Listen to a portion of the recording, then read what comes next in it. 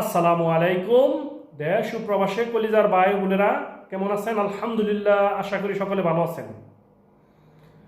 Passport জটিলতায় Saudi আরব প্রবাসী বাংলাদেশিরা বিপাকে। আজকে অন্তর্বর্তীকালীন সরকার ডক্টর মোহাম্মদ ইউনূস এবং আমাদের যে সাবেক উপদেষ্টা ছিল আসিফ নজরুল সার, প্রবাসীদের এই ভোগান্তির জন্য একমাত্র তারা দুজনেই দায়ী।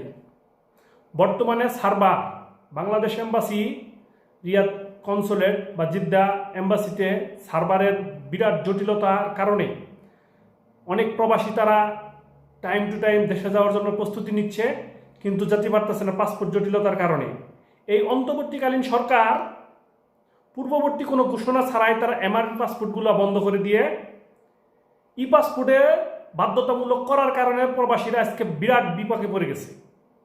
কেননা প্রবাসীদের কাছে পর্যাপ্ত পরিমাণ তথ্য ই পাসপোর্ট বানানোর জন্য যে তথ্যগুলো দরকার, তাদের সেই তথ্যগুলো না থাকার কারণে আজকে এবং সার্ভারের সমস্যার কারণে, বিশেষ করে সবচেয়ে বড় যে সমস্যাটা প্রবাসীদের ভোগান্তির জন্য, প্রবাসীদের যে ই পাসপোর্ট তৈরি করতে যে তথ্যগুলো লাগে, জন্ম সনদ বা এনআইডি কার্ড বা এমআরপি পাসপোর্টের সাথে মিল রেখে সেই সমস্ত তথ্যগুলো প্রবাসীদের কাছে না থাকার কারণে সবচেয়ে বেশি বিপদে পড়েছে সৌদি আরব প্রবাসীরা।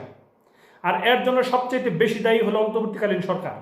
আর বর্তমানে যে বিএনপি সরকার ক্ষমতায় আসার পরে আমি মনে করি তাদের কাছে আমি প্রবাসীদের পক্ষ থেকে আকুলভাবে দাবি তুলে ধরলাম এবং একটাই মেসেজ, তারা যেন এই সরকার, আপাতত এই সরকার প্রবাসীদের এমআরপি পাসপোর্টের বদলে এমআরপি পাসপোর্টই চালু রাখে যতদিন পর্যন্ত তাদের তথ্যগুলা সংশোধন সঠিকভাবে না হচ্ছে।